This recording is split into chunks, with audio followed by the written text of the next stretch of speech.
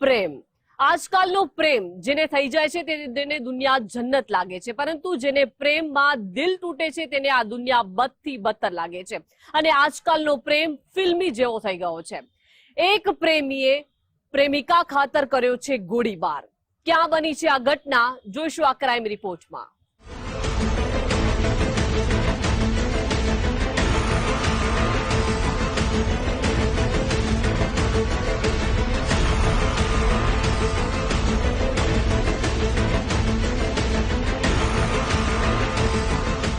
પ્રેમ જ્યારે પરવાને ચડી જાય ત્યારે પ્રેમ કહાનીનો હીરો એક સેકન્ડમાં વિલન બની જાય છે. કંઈક આવું જ બન્યું છે અમદાવાદમાં. અમદાવાદના નારોલમાં ફિલ્મી ઢબે ફાયરિંગ. આવેશમાં પ્રેમીએ પ્રેમિકા પર કર્યું ફાયરિંગ. મિસફાયર થતા પ્રેમિકાનો આબાદ બચાવ. પોલીસની ટીમ જે વિસ્તારને ઘરમાં તપાસ કરી રહી છે. આ દ્રશ્યો શહેરના નારોલ વિસ્તારમાં આવેલા અલીફનગરના છે. આ એ જ મકાન છે જેમાં રહેતી પ્રેમિકા પર આરોપીએ ફાયરિંગ કર્યું હતું. પ્રેમિકા પર ફાયરિંગ કરનાર આરોપીનું નામ અરબાઝ ખાન ઉર્ફે ભૂરો ઉર્ફે ચૂચા છે, જે પ્રેમિકાને ગોળી મારવા છેક મધ્યપ્રદેશથી અમદાવાદ આવ્યો હતો.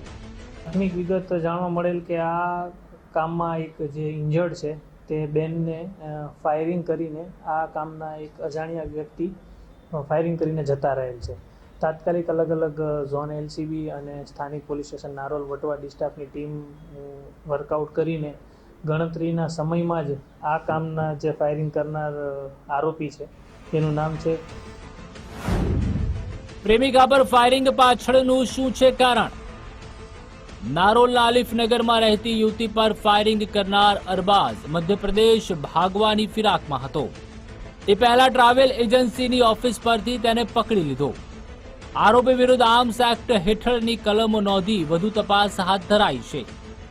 પોલીસ તપાસમાં બહાર આવ્યું છે કે પહેલા યુવતી મધ્યપ્રદેશના પિંડ ગામમાં રહેતી હતી, ત્યારે આરોપી અરબાઝના સંપર્કમાં આવી હતી.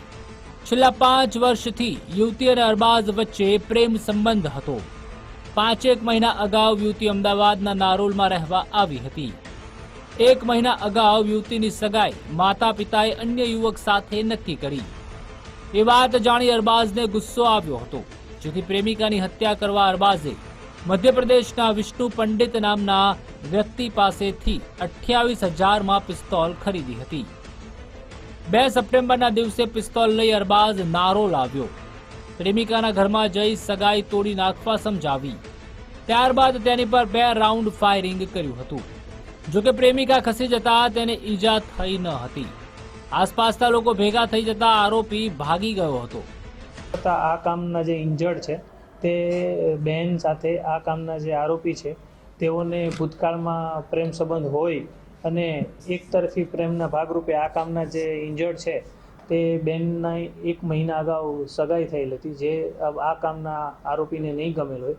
જે અનુસંધાને તેઓ ભીંડ મધ્યપ્રદેશથી આવીને અહીં જે આ કામના ઇન્જર્ડ છે તેઓને એક રાઉન્ડ ફાયર કરીને ત્યાંથી નાસી ગયેલ હોય. આ કામના જે ઇન્જર્ડ છે અને આ કામના આરોપી છે બંને એક જ ગામ ભીંડના રહેવાસી છે મધ્યપ્રદેશ ખાતે. પ્રેમિકા પર ફાયરિંગ કરનારા અરબાઝને પકડી પોલીસે જેલ હવાલે કરી દીધો છે. પરંતુ જે રીતે દોડા દિવસે આરોપીએ પ્રેમિકાના ઘરમાં ઘૂસી ફાયરિંગ કર્યું તેને જોતા શહેરમાં કાયદો અને વ્યવસ્થાની સ્થિતિ કથળી હોય તેવું લાગે છે. સચિન કડિયા, ગુજરાત ફર્સ્ટ, અમદાવાદ.